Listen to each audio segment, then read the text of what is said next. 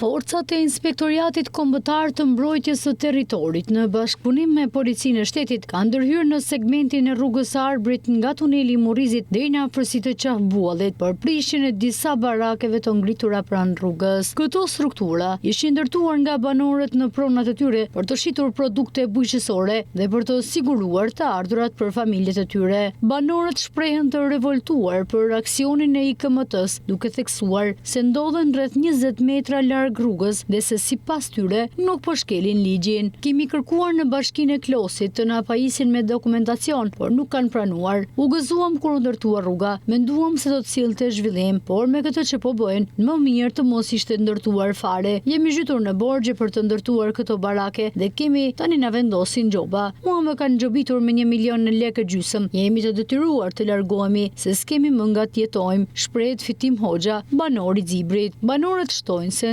ndërtimet janë kryer në territorin e Bashkisë Klos dhe se përpara zgjedhjeve lokale janë lejuar të ndërtojnë me premtimin se strukturat nuk do të preken. Ato kërkojnë nga autoritetet një zgjidhje për të mos humbur të vetmen burim jetese që kanë.